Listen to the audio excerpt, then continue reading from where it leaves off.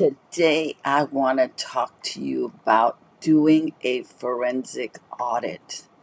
It is, as an actor, I think it is such a powerful tool to have and a powerful tool to use. So, I want to give you some suggestions. I want to give you some things to do. And if this is your first time here, by the way, my name is Lydia Nicole. How rude of me. My name is Lydia Nicole, and this is Acting Smarter Now.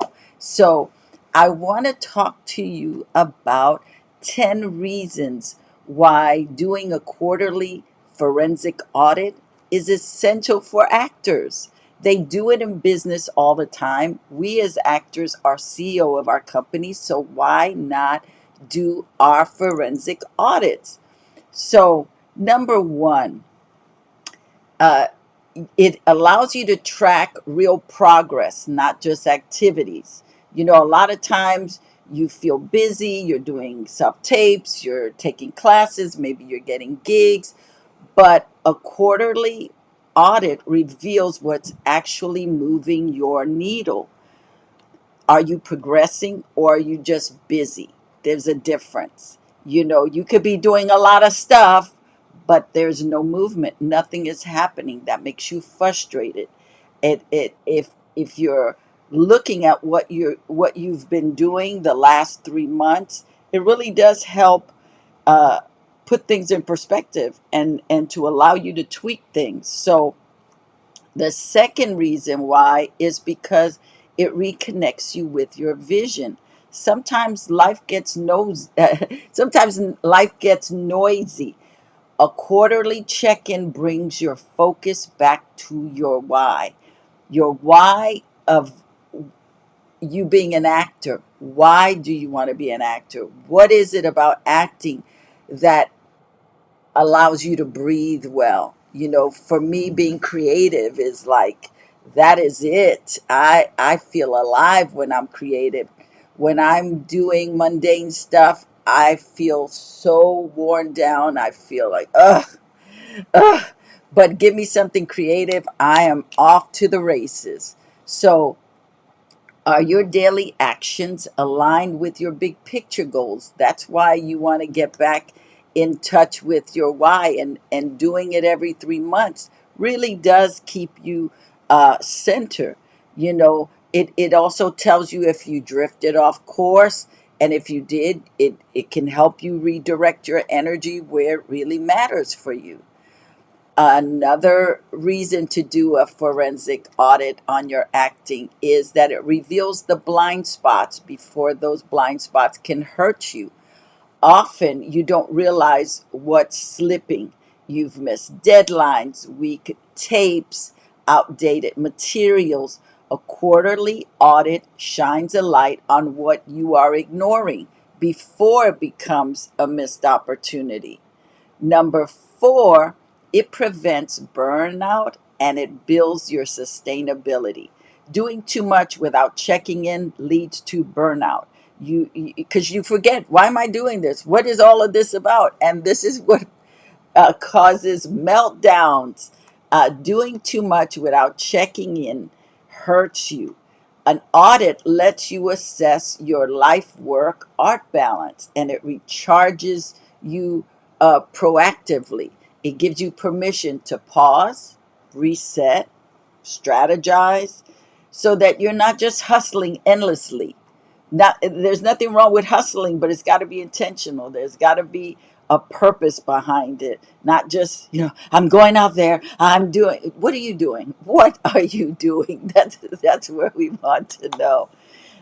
Number five, it sharpens your business mindset. It sharpens your business mindset. Treating acting like a business means you're checking your books, you're checking your efforts, you're checking your returns. You know, if you're putting money in the bank, you want to know it's there. So if you're putting all this energy into your acting, you want to know that there's going to be a payoff.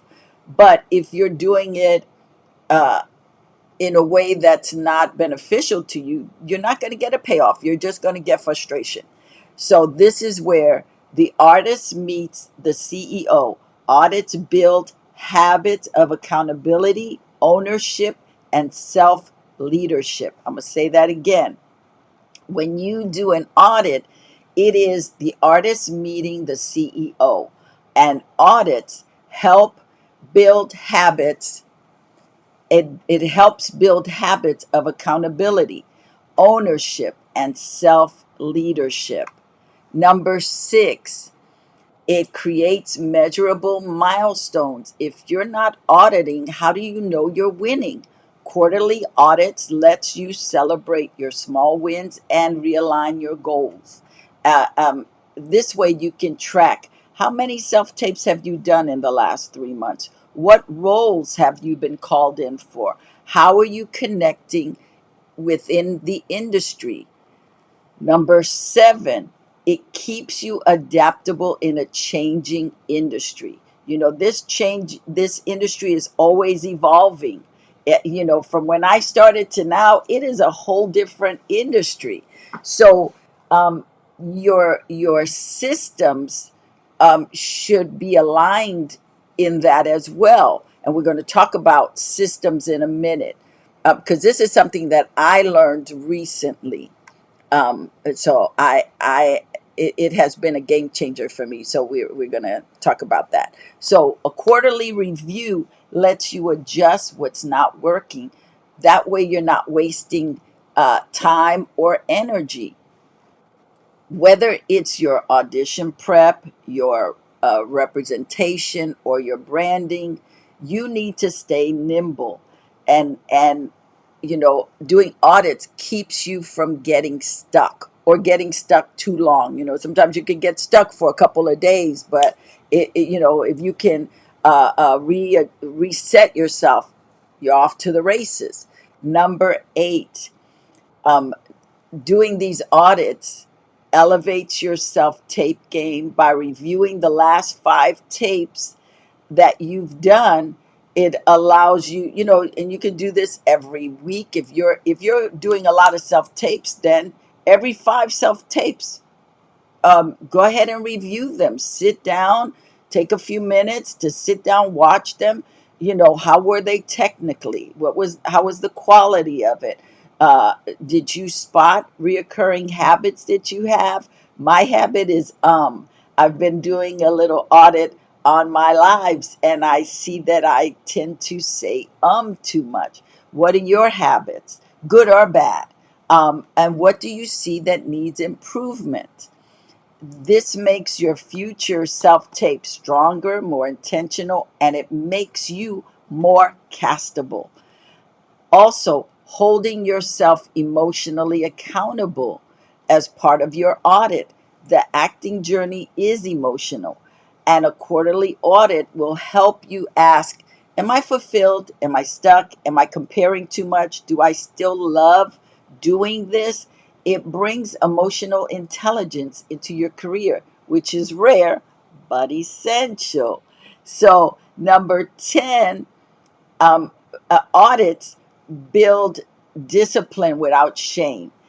We want to do these audits not to feel guilty, but that we can be honest.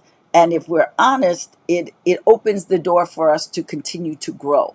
Oh, this isn't working. Oh, I see why I'm not doing A, B, and C. Okay, let me get A, B, and C in there. The truth helps you be free. The truth, the Bible says, if you know the truth will set you free. And we want to know the truth of our journey. What are we doing that we can change? And doing it every 3 months is great, because then you're not losing all that time. You're being able to break habits, you're being able to build consistency, and that consistency will build your career in a positive, successful way. So I want you to really consider doing audits. I like to call them forensic audits on your career every 3 months.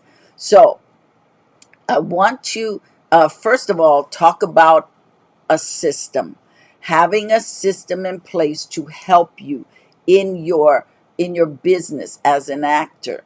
So one of the things that I learned this last year was about system. So, what is a system? A system is how you do what you do consistently. It's your method of showing up, it's your method of staying accountable, tracking progress, making moves without waiting for permission. For actors, that system just isn't showing up to set. It's how do you plan your week? How do you prepare for auditions? How do you keep your material updated? How do you market yourself? And how do you refill your creative tank? Or as Julia Cameron likes to say, how do you feel? How do you fill your creative well? So we want to be aware of what we're doing as actors. We are the CEO. So let me give you some examples of an actor system. You could be using a weekly acting planner like the Acting Smarter Planner, which is fire. I'm just going to say that again. It is fire. I created it a bunch of years ago. I did it for myself, starting about 40 years ago with all the information that I gathered from agents and casting directors and other actors, and just seeing what I was doing, I started to create a system for myself. And I made it as a book. It's called the Acting Smarter Planner. You can get it on actingsmarternow.com. And it really does help every actor who uses it. I mean, I keep, and it's also, it's not just a book, but it's in digital form. So if you don't like carrying a book, I like the book. I like writing. That just sets me on fire. So there's something about writing it down. I mean, using typing stuff or getting on my phone and doing the thumbs is okay, but writing really allows me to connect with my creativity. It allows me to flow. It opens up my mind. So that's why I like the book. Anyway, so again, an example of an actor system is using the Acting Smarter Planner weekly, or a planner that maybe you like.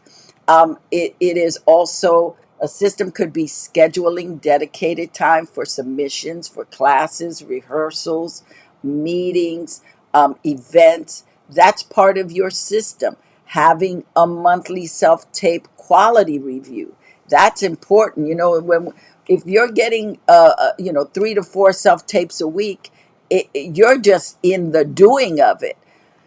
You need a minute to sit down and be able to review those tapes and see, oh, okay, I know what I need to do. Actually, I need to move where I'm shooting the self tapes, because that's not the best place. It's not the best space for me. That could be a hindrance to you with your self tape. There's so many things, but as you are reviewing, as you are looking at it, you get aha moments. Oh, let me do this. Oh, let me do this. Also, part of a system is setting quarterly acting goals. It's also setting goals for your agents, your reels, your bookings. What kind of goals are you putting in place? That's part of your system. Using accountability partners and or mentors. I subscribe to both. I have accountability partners and I have mentors.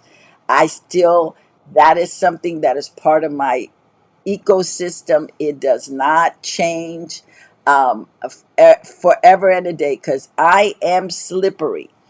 I will say I'm going to do something, and then I will go, oh, well, it's not really important. But when I have accountability partners and I tell them I'm doing this, I do it because I know I have to answer to them. And sometimes we need that push. I have mentorship, people that are mentors of mine.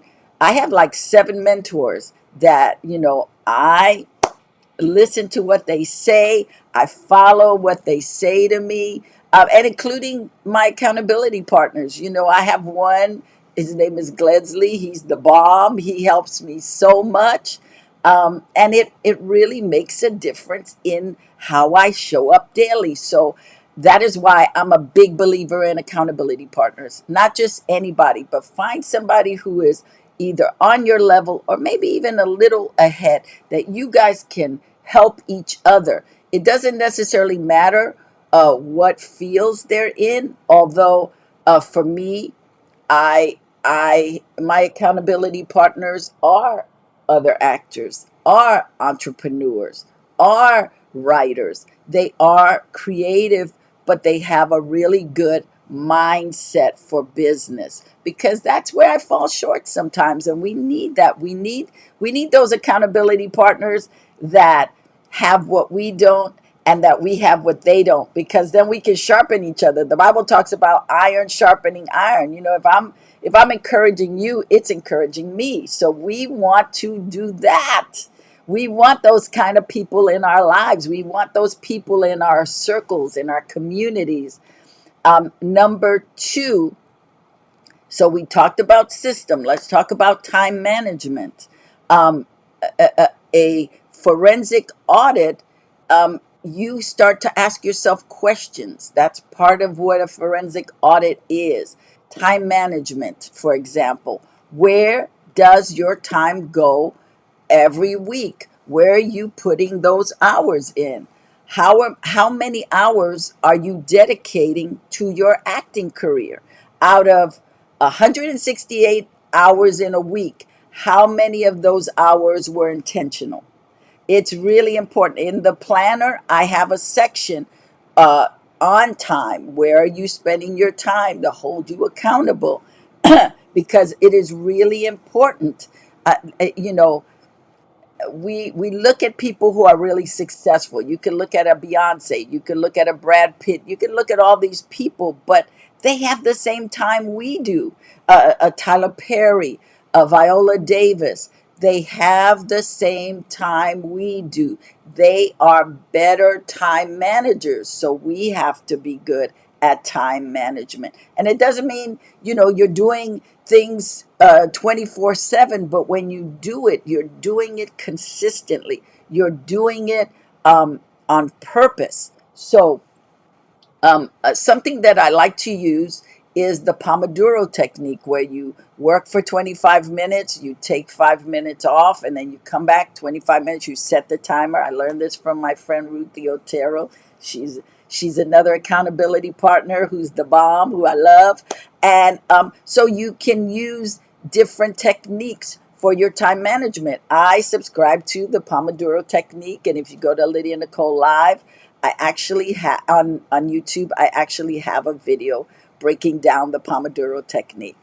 Um, Also, you want to talk about how you're reacting to life or leading it with your calendar. You want to have a calendar, a physical calendar or a digital calendar that you're putting all your stuff into. It helps keep you honest. It helps keep you on track. I always know when I'm going off the rails, when I'm not putting stuff into my calendar. You want to also um, have routines and schedules. Do you have a set weekly acting goal, or acting goals, or are you just waiting for auditions to show up? If you're doing that, then you're not really taking advantage of your time. You're not taking advantage of your responsibility as a acting CEO of your company. What days of the week have you blocked off for script work, for networking, for submissions, for training? That's part of your audit. You're asking yourself these questions. When was the last time you scheduled time just to play, to feed your artist?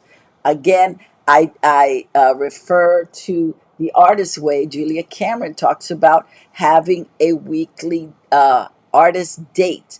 You yourself go on an artist date with nobody else. You find something that helps you just play, enjoy, feed your well, your creative well. I ascribe to that. I don't do it every week, but I try to. So maybe I might do it twice a month. But I really do try to do it uh, as much as I can, because it's beneficial.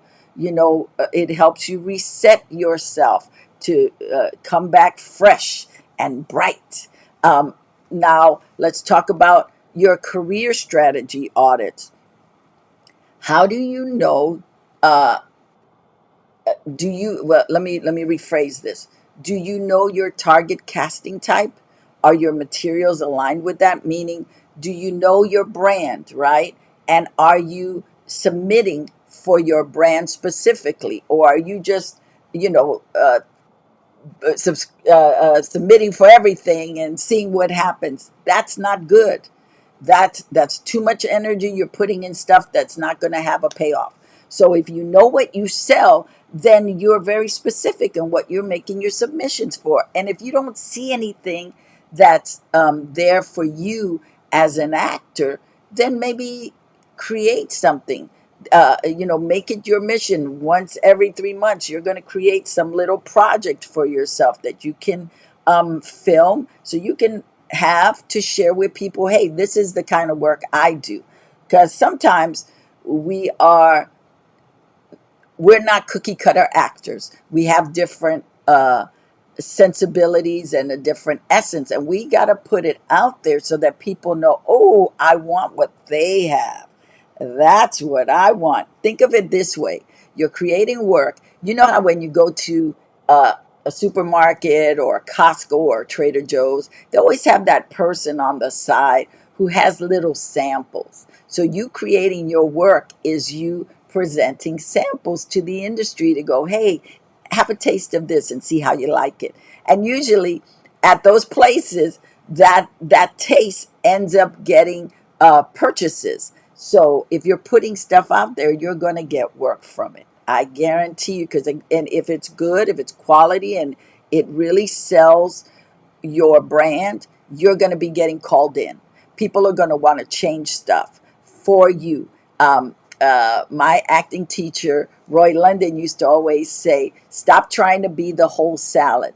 Pick a vegetable, be that vegetable, and people will want that vegetable every which way. Your job is to just be as specific as you can. Do not try to do everything. It diminishes you. It lessens your value. It also keeps you from getting acting work. At the end of the day, what do we want? We want to be working. We want to have money in our pocket. We want to be successful in our career. That's what we want at the end of the day. So doing these audits will help you get there quicker. I wish someone had told me this when I was starting my acting career out. I'm giving you information that has taken me so long because of trial and error. You are the beneficiary of my making so many mistakes in the business and going, oh, that's not how you do it. So I'm giving you the proper way to do things to grow your business quickly instead of years and years. And you always hear older actors say, I wish I knew that back then, but it's true. You do wish you knew certain things. And that's why I do Acting Smarter now. I do these videos because I don't want younger actors or actors out there to have that long haul. If I can spare you, I win. If I can get you uh, on your path quicker, I feel like I win. So that's why I do this. So another thing is, well, we talked about this already, so I don't have to have a project you do every 90 days, right? That's every 3 months. Find some little thing. It could be a monologue. If it's a really good monologue, go get coaching for it. You know, coach the hell out. Get coaching. Let them coach you and coach you. Go 3 times if you have to go back for coaching on that monologue. So then when you tape it, and tape it professionally so people really see you in your glory. Not just, okay, I'm just going to put the camera on. There's nothing wrong with that. Let me back up. There's nothing wrong with that. But why not set yourself up to win in the biggest way possible? So if there's a monologue that really works for you, get coaching on it so you can get all these different angles.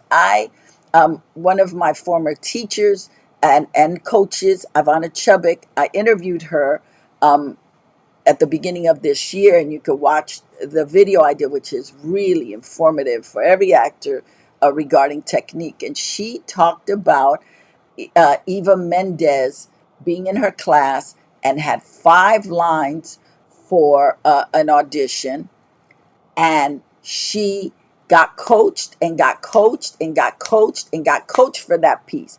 That those 5 lines, it was just 5 lines. It was, most actors would see, it's a throwaway, it's not important. But those 5 lines gave her her career. Those 5 lines were for the movie Training Day, blew her up. In the movie, you don't think 5 lines because she's a real person in that movie. She's got life going. That movie set her up for success. So I'm a big believer in coaching. Another thing that I got regarding coaching. So let me just share this with you. When I was talking to Ivana, she was sharing the story of Brad Pitt, who I used to be in class with. She said Brad was asked by one of the other actors in the class if they would do a scene with them for an agent that they were going to meet. And so they rehearsed a couple of times, and the woman said, "Okay, that's good enough. We're good." And Brad, who had not been working, he hadn't gotten any work, but he saw this opportunity. He went, he got coached a couple of times from Ivana. Guess what? That other actor who said, we've done enough rehearsals, she missed her opportunity. She did not get that agent, but Brad did. So the more prepared you are, the better you are, the quicker you get to where you want to go. So just a little extra information. Now, I want you to, we talked about systems. So what could your current system be? Maybe you need to look at your system for prepping, your system for reviewing your progress. Find your system that works for you, and then apply it every 3 months. Okay, this is what I did. This is what I need to be doing now. Your system regarding how do you track which casting directors or agents you've reached out to. Again, that's where the Acting Smarter Planner can help you, because I got a whole area for agents and casting directors and auditions. It's a great book.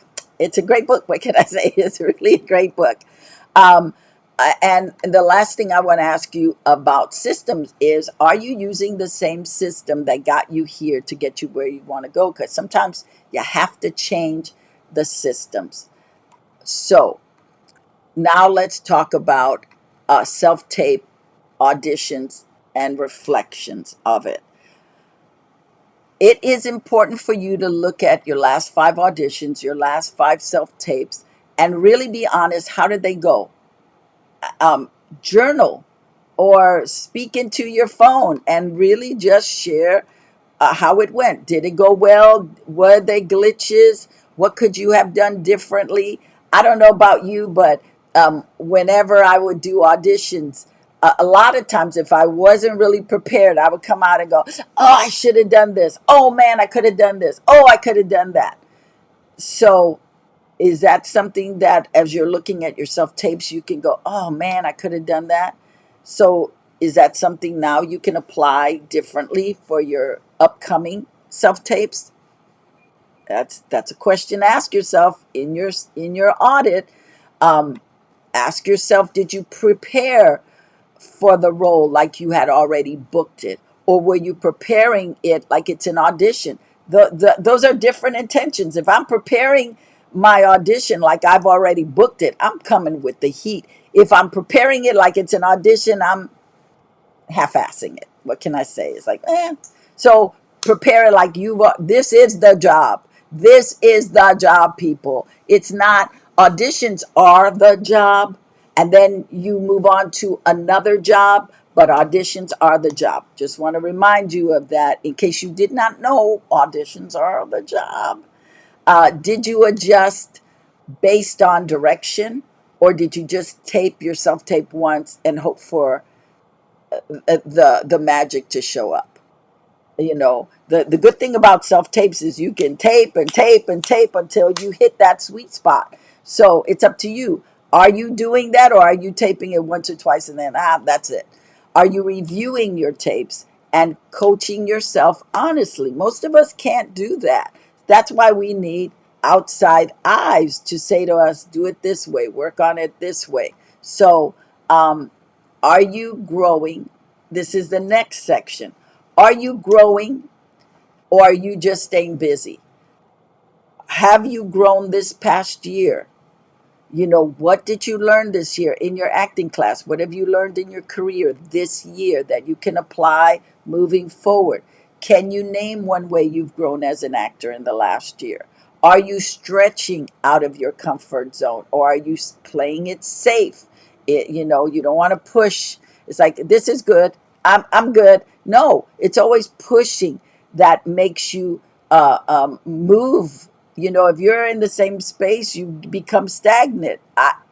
I've had I had fish for a bunch of years, and if you did not change the water daily, it would start the fish would start to get stagnant because they needed that oxygen. Well, we need that oxygen in order to move. You know, if I'm moving, I'm breathing, I'm creating oxygen. But if I'm just staying still, the water starts to get murky. My energy starts to get murky. Everything around me starts to get murky. I get stuck.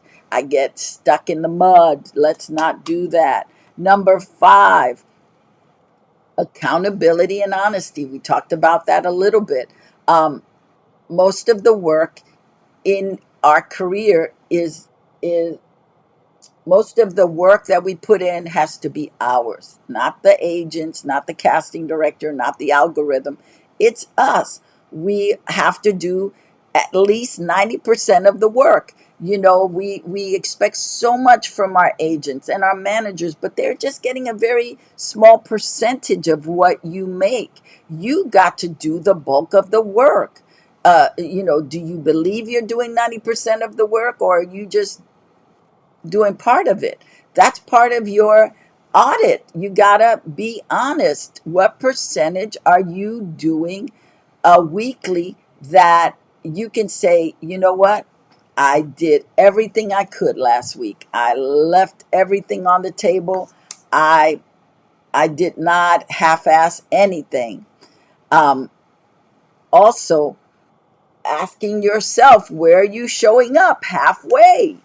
What areas are you avoiding and why? Ask yourself. That's an important question. Why am I avoiding taking that class? Why am I avoiding not working on that piece of material? Ask why. What is the fear? What is the pause? Move, and if it's fear, ask somebody to walk with you through it. Say, hey, I should be working on this scene here, but I'm afraid of it. Would you mind reading it with me? Ask a friend. This is where your friends could be of help to you. Ask them to read material with you. Ask them to walk with you somewhere, or to sit with you while you write a couple of emails to people that know your work, that like you, but you're afraid. Like, are you reaching out to those people in the industry who are fans of yours, who could give you work? Or are you a little intimidated? If you are, get a friend to sit next to you while you do that email. And if you don't know what to say, utilize my bestie, Chat GPT. Go in there, ask it, say, I need to write this letter to Lydia Nicole, but I'm a little shy about it. I'm a little afraid. She's really a big fan of mine. How could I word this just as a hello, checking in email? And it will give you what you need. I love chat. Number 6, do you have a clear definition of success for your acting career? That's part of your audit. What is your clear definition of success in your acting career? Or are you chasing somebody else's definition of success? You have to know what success is for you. I used to, for years, I always felt like I'm not doing anything. And I was working, things were happening, but I just felt like it wasn't enough because I didn't have the career that Denzel Washington had. I didn't have the career that Shirley Ralph had. But I'm not them. I'm me. So look at your success.